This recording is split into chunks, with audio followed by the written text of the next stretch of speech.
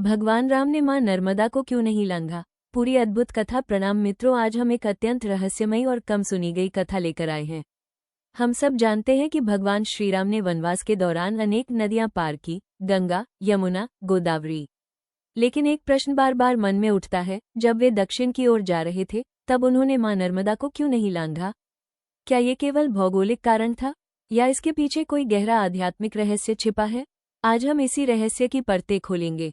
मां नर्मदा केवल एक नदी नहीं है, उन्हें स्वयं भगवान शंकर की पुत्री माना गया है। कथा है कि जब भगवान शिव गहन तपस्या में लीन थे, तब उनके शरीर से जो दिव्य कंपन और ऊर्जा निकली, उसी से नर्मदा का प्राकट्य हुआ। इसीलिए नर्मदा को शिवप्रिया और रेवा भी कहा जाता है। मान्यता है, गंगा स्नान से जो पुण्य मिलता है वो नर्मदा के केवल दर्शन से प्राप्त हो जाता है। जब भगवान राम वनवास पर निकले तो उन्होंने अयोध्या से चित्रकूट, फिर दंडकारण्य और आगे दक्षिण दिशा की यात्रा की।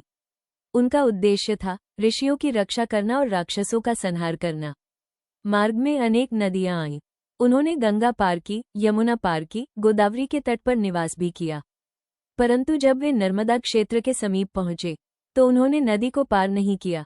क्यों? भगवान राम स्वयं विष्णु के अवतार हैं, परंतु वे मर्यादा पुरुषोत्तम हैं। वे सदा शिवजी का सम्मान करते थे। रामेश्वरम में उन्होंने शिवलिंग की स्थापना की थी। नर्मदा जी शिव की पुत्री मानी जाती हैं। कथा के अनुसार राम ने कहा, मैं अपने पिता तुल्य महादेव की पुत्री को लंघ नहीं सकता। ये केवल नदी पार करने का प्रश्न नहीं था, ये सम्मान का विषय था। एक पुरानी कथा के अनुसार नर्मदा ने संकल्प लिया था कि जो भी अहंकार से मुझे लांघेगा, उसका तेज नष्ट हो जाएगा। राम जानते थे वे अवतार हैं, पर वे मर्यादा में रहकर ही कार्य करेंगे। इसलिए उन्होंने सीमा का उल्लंघन नहीं किया। नर्मदा पश्चिम की ओर बहती है। वह विरक्ति और तपस्या का प्रतीक है। राम उस समय कर्म मार्ग पर थे, धर्म की स्थापना के लिए।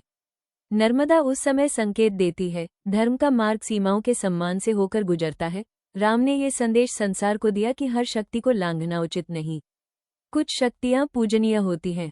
एक लोकमान्यता ये भी कहती है कि जब राम नर्मदा तट पर पहुंचे तो नदी ने साक्षात रूप धारण कर उनसे प्रार्थना की, प्रभु, आप मुझे लंघ कर न जाएं। आपके चरण मेरे तट पर पड़े, यही मेरे लिए पर्याप्त है। राम ने वहीं पूजा की।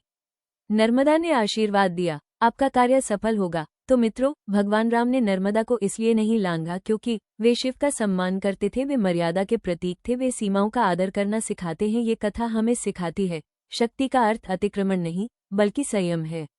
यदि आपको ये कथा ज्ञानवर्धक लगी तो इसे अपने परिवार और मित्रों तक अवश्य पहुंचाएं। कमेंट में लिखें, जय श्री राम और हर हर नर्मदे।